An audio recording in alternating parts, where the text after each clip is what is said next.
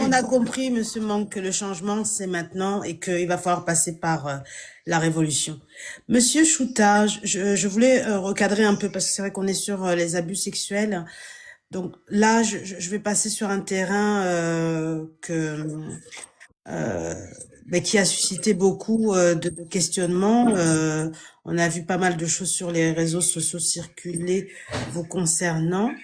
Monsieur Chouta, depuis plusieurs mois, il y a un document qui circule sur les réseaux sociaux. Donc, comme je le disais, c'est un document qui vous est attribué et ça fait état d'une reconnaissance de faits extrêmement graves impliquant un mineur ainsi qu'un engagement financier dans le cadre d'un arrangement amiable. Alors, j'ai cru comprendre que c'était Madame Bengono qui avait fait une sortie dernièrement sur Canal 2. Je sais pas si on est dans la diffamation, mais vous allez nous le dire. Voilà, ça a relancé le débat. On est effectivement sur le scandale lié à l'affaire de la petite Joss Nawal. Donc il y a eu des nombreux commentaires, il y a des échanges médiatiques qui sont relayés sur les plateaux télévisés. Et donc voilà, je voulais que vous puissiez prendre la parole ce soir. Jacques Bertrand Mang aussi, vous nous donnerez aussi votre avis sur la question. Mais voilà, est-ce que ce soir, afin que tout le monde, le public, puisse entendre votre version directement, est-ce que vous pouvez nous en dire plus? Est-ce que le document qui circule sur les réseaux sociaux, est-ce que c'est un document qui est authentique? Est-ce que c'est de l'IA? Est-ce que c'est un faux? Enfin, on vous écoute. De manière péremptoire, je vous dirais que c'est un faux document, comme je l'ai d'ailleurs dit dans mon droit de réponse que j'ai adressé directement à Bouba Gomna lors de cette émission-là. Justement, juste après, je vais vous faire le partage de la vidéo où on va voir justement Madame Bengono s'exprimer sur le sujet. Comme ça, Jacques Bertrand Mang pourra rebondir et on fera monter les abonnés pour qu'ils puissent aussi vous poser des questions. Allez-y, Monsieur Chouta. Oui, comme je l'ai dit formellement, c'est un faux document. S'il y a une chose que je peux me prévaloir et je peux me vanter, c'est ma qualité morale. Je suis pas parfait, mais sur le côté de la morale, je suis intouchable. Et je me range sur un certain nombre de choses et au regard des valeurs que je défends, d'être en conformité avec ces valeurs-là. Alors, comme je l'ai dit, c'est un vieux document fabriqué de toutes pièces qui ne date pas d'aujourd'hui. C'est un truc qui fait peut-être 2 ans ou 1 an et demi, qui a circulé il y a longtemps. Et les personnes qui ont fait circuler abondamment ces documents-là, c'était les gens proches de Samuel Eto'o-Fils, le président de l'Africafoot. Et j'ai la ferme conviction que ça vient d'ailleurs de là. Et des gens proches de Cabral Libye. C'est ces gens qui ont distillé ce document. Si vous faites les recherches, c'est en 2 secondes, chacun peut vérifier. J'avais fait d'ailleurs une sortie pour clarifier et faire un démenti là-dessus. Ça fait plus d'1 an, je le dis, pratiquement peut-être 1 an et demi ou 2 ans, si mes souvenirs sont exacts.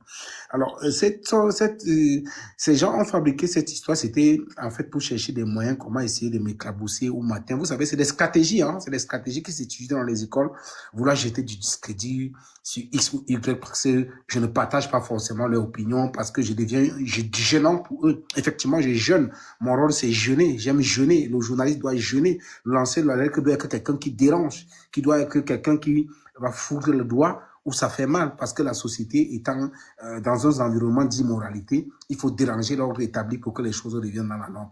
Donc, ils ont sorti ce document en cette période-là, et j'ai fait des communiqués, une démentie claire pour dire non, ce document était faux. Je vais vous apporter des indices clairs. Si vous avez ces documents, vous pouvez les partager, chacun essaie d'observer. Premier indice, ils ont publié une copie de ma carte d'identité. La copie de cette carte d'identité, effectivement, c'est la carte d'identité que j'avais lorsqu'on m'a adressé le 9 mars 2022. Et ça commence à me faire croire que les adeptes de Samuel Eto'o-Fils, parce qu'il y a une dame très proche de lui, s'est réjouie d'ailleurs, elle publie les images, je parle de Mireille Fomekon, il faut que je la cite, puisqu'elle a publié publiquement les images de mon agression, elle s'est réjouie de cette agression, faisant croire aux gens que même en Allemagne, ils vont avoir ma tête. Donc il faut que ce soit clair pour vous. Cette carte, c'est la carte que mes bourreaux avaient pris, parce que ce jour, lorsque j'explique, lorsque je suis agressé, ils prennent tous mes vêtements, ils me laissent complètement nu en tenue d'Adam. Donc, dans mon sac, dans ma poche, il y a mon portefeuille qui contient ma carte d'identité, que je n'ai plus jamais vue jusqu'à aujourd'hui. Alors, s'ils sont allés faire une copie, ça veut dire que c'est eux qui détiennent ma carte d'identité. Il faut qu'on se comprenne très bien. Ça veut dire que c'est eux qui détiennent ma carte d'identité. Sauf que, aucun crime n'étant pas fait, ils ne sont pas aussi assez intelligents, c'est des imbéciles, excuse-moi, parce que il pas été écrit dans la, comment on appelle ça, la lettre ou c'est la reconnaissance que vous dites qu'ils ont écrite, en disant que Paul Chouta, fils de feu, ils ont mis un feu là, feu renvoie à dire que ma maman n'existait et n'était plus en vie. Et sur ma carte d'identité qu'ils ont, la copie, il n'y a pas de feu dessus parce que au moment où ils sortent ce document, la date qu'ils ont mis, je crois, c'est le 21 septembre 2021, ma mère est encore en vie. Ma mère décède en avril 2022. Vous voyez qu'il y a une incohérence. Et sur ma carte, il n'y a pas de feu. C'est incroyable. Ça se demandait, Monsieur Chouta, est-ce que cet enfant déclaré comme avoir été abusé par vous, est-ce qu'il existe? Lorsque je fais cet exposé, je vous donne des indices, des incohérences. Vous devez comprendre que c'est un faux. D'emblée, d'entrée de jeu, je vous ai fait savoir que c'est un document qui est faux. Et plus loin, dans le droit de réponse que j'ai adressé à Canal 2, mais je prêtais le flanc à la dame et je prête le flanc, je mets quiconque au défi ici, au moment où nous parlons. Je le donne tout le temps parce que le viol est un crime imprescriptible. Vous connaissez comment j'arrive en Allemagne, vous connaissez où je vis. Les bureaux de Reporters sans frontières sont ouverts, les contacts de Reporters sans frontières sont ouverts. Ils peuvent m'avoir tout le moment. Que les gens, l'UNESCO existe. Je suis en collaboration avec l'UNESCO, qui a mes contacts. J'ai fait plusieurs ateliers avec l'UNESCO.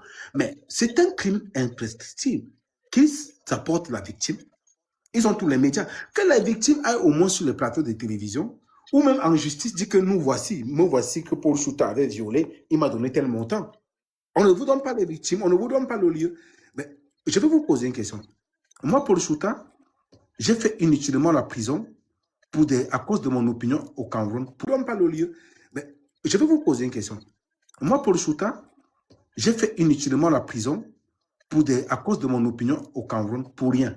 À supposer, sur le motif de diffamation, à supposer que j'avais même diffamé. La loi camerounaise, c'est 6 mois. J'en ai passé 2 années. 27 procès, 17 renvois. Vous connaissez cette histoire? J'étais enlevé à Yaoundé en plein 20h. Oui, j'ai eu écho de cette histoire. D'ailleurs, Calix Beyala était à l'origine aussi de c'était un cache-sexe. À cette époque, elle sortait avec Samuel Vondoayolo, qui est le directeur du cabinet civil.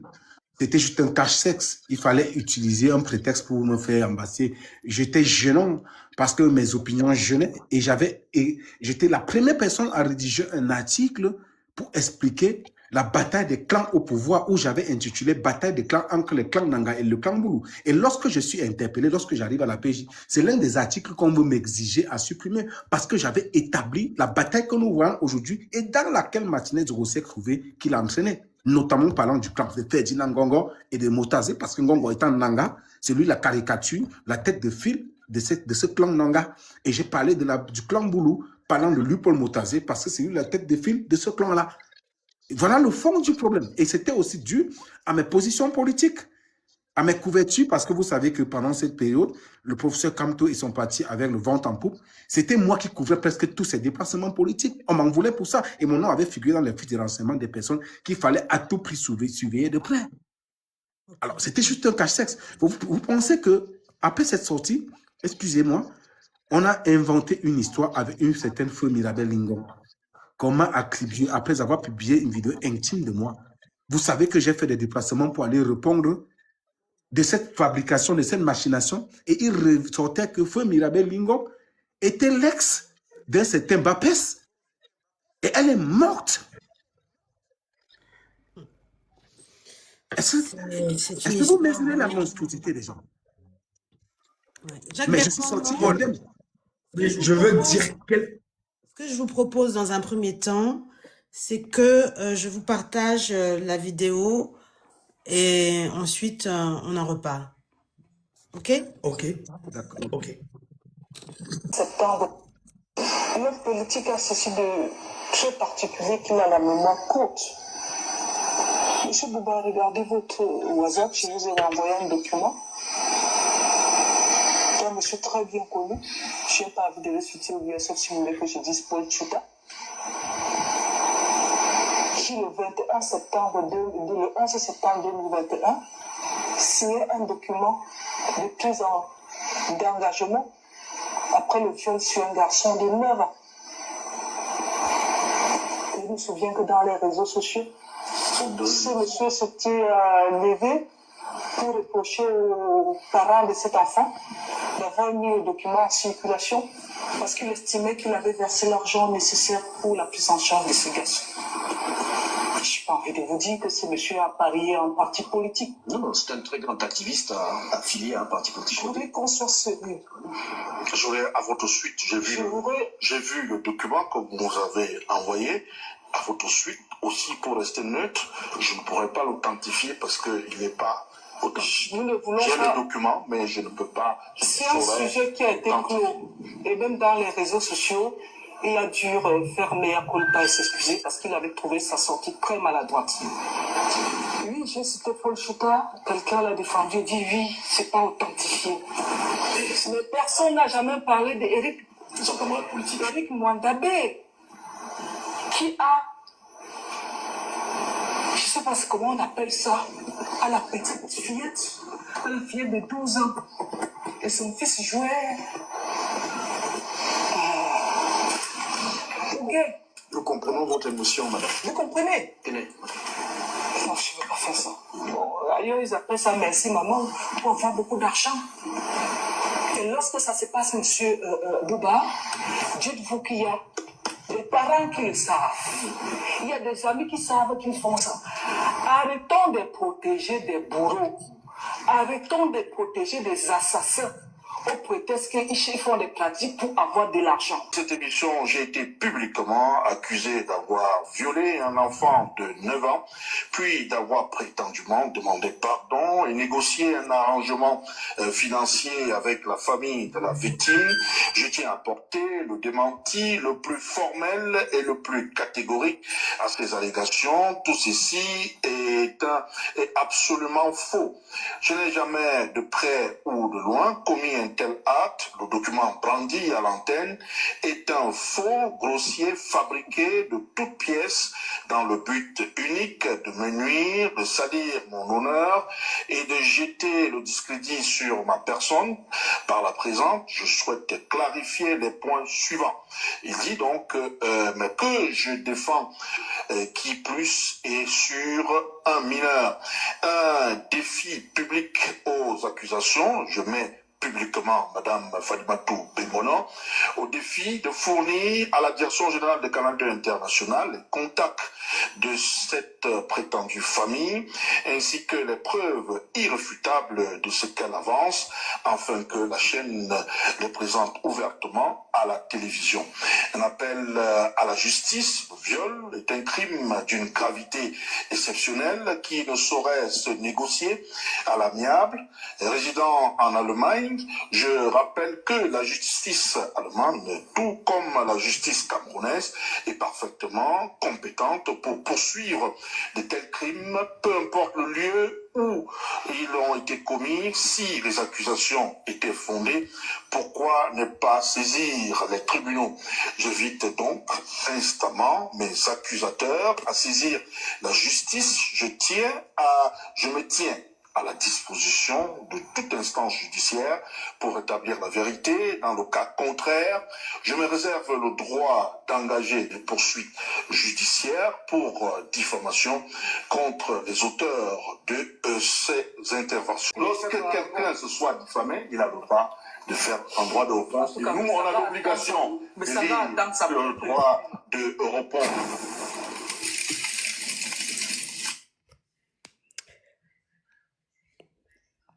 Alors, Vous avez déjà parlé de votre droit de réponse. Vous pouvez poursuivre. Votre droit de réponse, Monsieur Chouta. Oui, avant que vous n'interceptiez mon développement, j'étais en train de vous expliquer que avant que ceci n'intervienne, quand j'étais au Cameroun, j'ai subi ce genre d'attaque. Je vous ai parlé de l'affaire Miralel Lingon qui n'était pas fondée. C'est moi qui avais d'ailleurs encouragé la justice à faire ce travail. J'ai effectué des déplacements à Yaoundé où je résidais pour aller à Douala reprendre. Et j'ai confondu ces gens, notamment les Bapes, Poutine Lolion, alias Fils, ça s'appelle Fils Messeux, et Bantoum et Clotin Guedjo, un truc comme ça. Et je leur ai dit, personnellement, je les enverrai pas en prison parce qu'il suffisait d'une plainte pour qu'ils aient en prison. Et en fait, la prison, je sais ce que ça signifie. Je leur ai dit non, je ne vais pas le faire. Et je leur ai conseillé d'adresser une lettre d'excuse à Gilles Mirabel Lingon. Ils l'ont pas fait. Curieusement, elle est décédée. Donc, en fait, après ça, j'étais enlevé, tapé, bastonné, laissé pour mort. Avant ça, j'ai subi plusieurs agressions. Alors, vous pensez un temps soit peu que moi, Paul Chouta, j'ai, entre guillemets, et je vais vous dire, je suis dans un pays où l'homosexualité est reconnue. Mais moi, personnellement, ça ne marche pas dans mes mœurs. Mon opinion personnelle, je suis contre. Je ne le pratique pas. Mais je respecte la législation dans le pays où je suis. Vous imaginez, vous pensez à un moment donné, et je suis un homme marié, avec femme et enfant, si vous ne le savez pas. Vous pensez un temps que j'ai pu poser un acte pareil au Cameroun et on m'a laissé signer un document. À un moment donné, les Camerounais doivent faire preuve d'intelligence. Alors, pour finir, j'ai dit, le procès est en cours. J'ai dit sur Canal 2 que la femme donne les éléments à Canal 2, c'est aussi simple. Je vais lui donner l'occasion d'amener les éléments qu'elle a à la justice camerounaise et ailleurs. J'ai terminé sur ce sujet parce que sa plainte arrive dans quelques jours. Allô, Tiaka? Tiaka? Tiaka? Allô, Oui, Tiaka? Floris. Oui, permets-moi Je crois que d'ajouter quelque chose par rapport à la sortie de Paul. Vas-y, Floris. Je voudrais profiter de l'occasion pour te dire, Paul, tu n'as pas à te justifier. Parce que pour qui connaît le Cameroun et son fonctionnement, c'est effectivement comment ce genre de situation, n'est-ce pas, est manigancé, est manipulé. Et surtout quand ça sort de la bouche d'une femme qui ne jouit d'aucune crédibilité. Parce qu'on parle là d'une dame qui s'appelle Madame Bengono. Pour ceux qui ont eu l'occasion de suivre les sorties de cette femme sur les télévisions camerounaises, je vous jure que ça laisse à désirer. On a comme impression que cette femme est en train de se battre parce qu'elle a besoin d'un strapotin. Je dis bien pour ceux qui suivent Madame Bengono s'exprimer sur les chaînes de télévision camerounaises. Non, excuse-moi, cette fortune n'est pas fortune. Il y a un projet derrière. Je connais. Il y a un projet. Ouais. Cette femme, c'est une honte. Cette femme est une honte. Je dis bien, c'est une honte et j'assume mes propos. C'est-à-dire que quand je vois cette femme, j'ai honte même d'être Camerounais. Parce que, vraiment de Dieu, je ne sais pas. Si ce qu'elle avance là, elle a effectivement même les preuves, ou elle a les éléments. On a comme impression, effectivement, comme tu le disais, qu'elle est en train de remplir un cahier de charges. C'est ça, pas l'impression. J'ai dit, c'est un, voilà. Il y a un programme. Elle est en train de remplir un cahier de charges. Excusez-moi, s'il vous plaît. Remarquez, après sa sortie, il y a une déferlance folle contre Bouba Ngomna. Je cite les noms. Mireille Fomekon, une femme jadis respectée, que je respecte, j'ai même plus, j'ai du mépris pour elle. Amanou Bambouli, on peut comprendre. Il y a des pages, Bendi Info, et tous vous verrez qu'il y a un lien avec Samuel Eto'o-Fils. Hein. Sur le plateau, David Teboutou, à qui j'ai payé le taxi 2000 francs quand il est sorti de prison. Je suis allé le prendre pour le défendre dans le cadre de l'affaire Amougou Belinga. Ose s'offusquer sur le plateau en estimant que, supposons que je suis même le pape de la diffamation. En quoi est-ce que mon droit de réponse est un problème? Il fallait que j'applaudisse. Ils se sont empris à Bouba pour rien, qui n'a exercé que la loi exige. J'ai répondu parce que j'estime que j'ai été diffamé. Et c'est la méthode la plus simple, puisque je l'ai dit, je l'ai même donné l'occasion. Vous avez suivi le droit de réponse. Mais qu'elle donne les éléments à Canal 2 et qu'elle amène les victimes, Canal 2 fait tout un débat dessus. C'était un moyen de l'aider à faire quand... Mais ils se sont versés sur lui, ils l'ont insulté. C'est un schéma fabriqué depuis la présidence de la République et je connais d'où ça. Mais je peux les rassurer qu'ils vont se casser le nez. Paul, dans le même est-ce que schéma, je peux dire oui, je vais dire quelque quelque chose. Dans le même schéma, sur la madame, s'il vous plaît, Paul Tuta? dans le même schéma, s'il vous plaît, dans le même Madame schéma, Rosie, dès que vous Jacques avez... Bertrand Mang finit, je te passe la parole et en fait, je fais un tour sur le panel. Voilà, il faut qu'on passe la parole à Yann, KSP Yann, Lempodol, Caresse, Michel. Voilà, donc juste après Monsieur Mang, c'est toi, Madame Rosie. Il faut dire que Madame Bengono est communicante du RDPC et des partis satellitaires du RDPC. Et que là-bas, chez eux, celui qui s'illustre dans un fait, parce que vous savez bien que j'ai été pendant longtemps l'un des meilleurs, si ce n'est le meilleur communicant du PCRN. PCRN qui est désormais un parti satellitaire du RDPC. Là-bas, celui qui s'illustre dans une action communicationnelle a un strapontin. Je vous cite les noms. Luther Meka. Vous avez vu, il a tiré sur le professeur Maurice Kamto avec des inventions terribles. Sur les plateaux, il a été nommé où? Il a été nommé DAF à l'université de Douala. Il n'est pas le seul. Vous avez encore un autre jeune là, qui vient d'être nommé responsable de la communication à Sonatel. Il s'appelle Aurel Choumi. L'ensemble de ces gars, dès que quelqu'un fait quelque chose de marquant, on le récompense. Donc cette Madame Bengono, qui n'a aucune référence en matière communicationnelle d'ailleurs, qui n'a aucune référence en matière d'intelligence, qui est dans la diffamation. Parce que Paul, tout à l'heure, tu as dit que il y avait Franck Messé, il y avait Jean-Louis Batoum, il y avait... Il faut dire que c'était le directoire du PCRN. Il faut le dire. Des gars qui travaillent pour le régime, qui travaillent à diaboliser ceux-là qui veulent lutter contre le régime. Il faut le dire, il faut dire avec véhémence que ces gars voulaient t'envoyer en prison en disant que tu as mis dehors des images d'une personne qui n'existait pas. Il faut dire dans ce live que ces gars ont fini par tuer la jeune Mirabel Lingom. Il faut le dire. Ils ont fini par l'empoisonner et la tuer. Et c'est ce pourquoi ils veulent me tuer aujourd'hui, parce que j'ai rendu public le secret. Et je peux vous donner des noms. Demandez à Christian Djok, Nkongo, si je mens. Si ces gars-là n'ont pas prémédité la mort de cette fille pour qu'ils ne finissent pas un jour par se retrouver en prison. Voilà ça. Voilà la réalité des faits. Est-ce que vous savez les missions qui étaient assignées à certaines personnes dans ce parti-là sur la toile? Des missions qui disaient il faut détruire l'image du professeur Maurice Kamto, il faut détruire l'image de tel, il faut faire ceci. Financé par ce leader-là qui a trompé la jeunesse, qui est devenu un dealer aujourd'hui. Mais ces gars ont ressuscité une histoire à Bracanabrax. Tu me parles de un gueux comme Bapes. Des gars, ils sortent d'où? Des gens qui n'ont aucune référence nulle part. On parle même de ce Franck Messé. Il a même fait des études où? Il a même été quoi? Pour que Cabral dise sur à Mondial Vision que Poutine ne mange jamais. Vous comprenez? C'est un député, hein?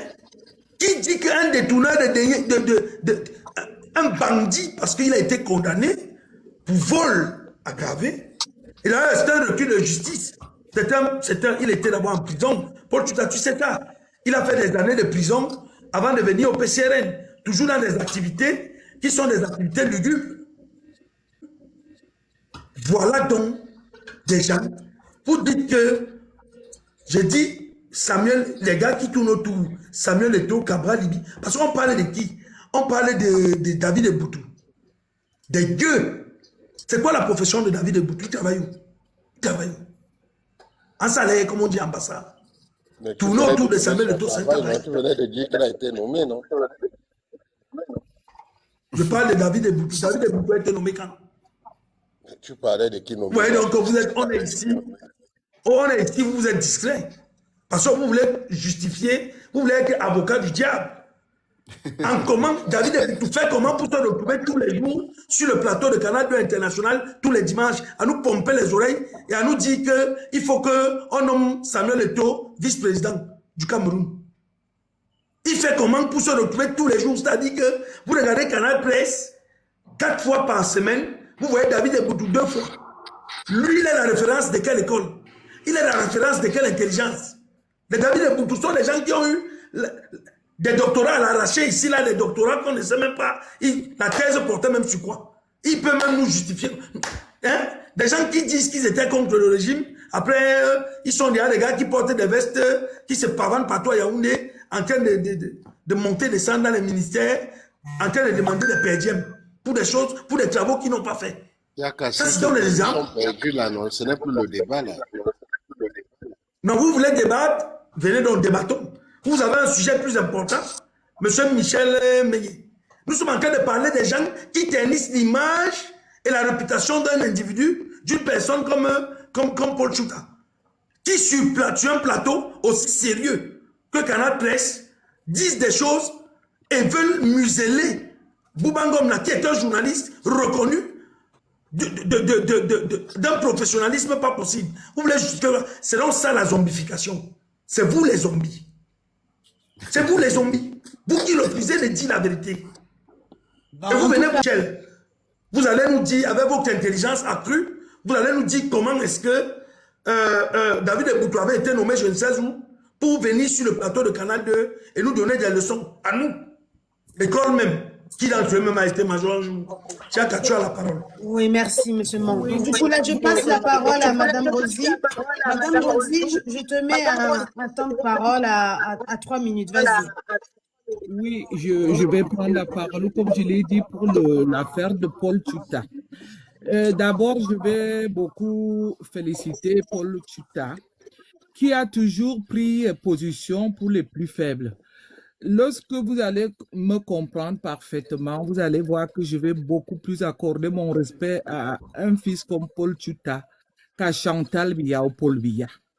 C'est justement ça le problème des Camerounais, parce que les Camerounais ne regardent pas ceux qui luttent pour les intérêts des plus faibles. Les Camerounais traînent toujours derrière les bandits, les voyous, les détourneurs de fonds publics, tout. Excusez-moi les termes, toutes ces putes prostituées et tout ça, mais c'est incroyable. Vous allez voir qu'il y a des personnes que je respecte sur le planète comme Tiaka, qui est ma jeune sœur, qui me suit souvent de mon travail. Paul Tchouta qui vit en Europe, vous avez vu où on achète un diplôme d'une infirmière. Mais dans tout ça, je vais vous dire que personne ne va me respecter. On va nous parler des putes, des prostituées, mais vraiment, excusez-moi comme je m'excuse, mais je vous dis que j'ai que de la nausée. Vous savez que depuis que je suis activiste, je suis très peu monté sur les planèles des gens. Je l'ai fait quand il y avait Jean-Bertrand Mang, je l'ai fait parce qu'il y a Tiaka, je le fais parce que Paul Tchouta est là. Je vous assure qu'ils aient 10 millions d'abonnés, toutes ces personnes inutiles qui ne valent rien, qui ne pourrissent que la mentalité des jeunes Camerounais, je ne pourrai jamais faire équipe avec eux. C'est incroyable que les Camerounais n'arrivent même pas à avoir le discernement.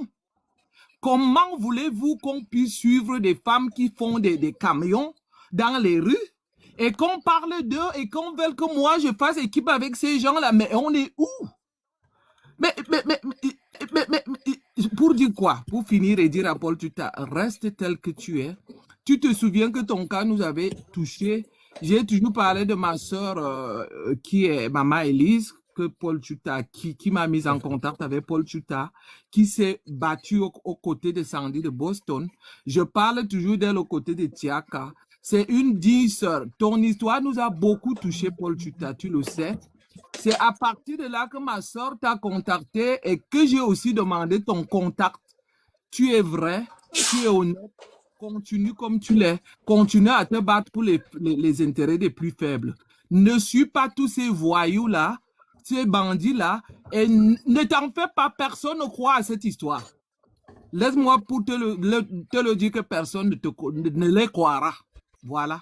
je vais devoir me muter. Et peut-être pour chuter aussi par rapport, comme Jean-Bertrand m'a dit, en plus de ça, ces diplômes-là, moi, je m'en moque. Des diplômes même qu'on peut acheter dans un pays pourri. Je leur ai souvent dit, quand je peux pas malheureusement allumer ma caméra, Tiaka m'a souvent vu, je suis infirmière chef. Quand on me montre le petit doigt qui achète un diplôme d'une infirmière en Suisse, quand bien même on est infirmière au Cameroun, on doit refaire 2 ans pour revaloriser ce diplôme-là. Parce qu'on sait que c'est un pays du faux. Tout est faux dans ce... Mais c'est pour ça que je n'ai que du mépris, excusez-moi. Pour respecter quelqu'un, il faut que ça soit Paul Tchouta, il faut que ça soit Jean-Bertrand, il faut que ça soit une Tiaka. Mais ça ne sera jamais une Chantal Biya, celle qui a traîné dans les rues. Excusez-moi, je le dis, je l'assume. Elle peut être tout ce qu'elle est. Dès le moment où je connais son histoire, de qu'elle a été une femme traînée, moi, je n'ai aucun respect. Aucun. Donc, je vais chuter par là pour dire à Paul Tchouta, personne ne croit à cette histoire-là. Je le dis venant du cœur. Voilà. Merci, Madame Rosie. Merci, Madame Rosie.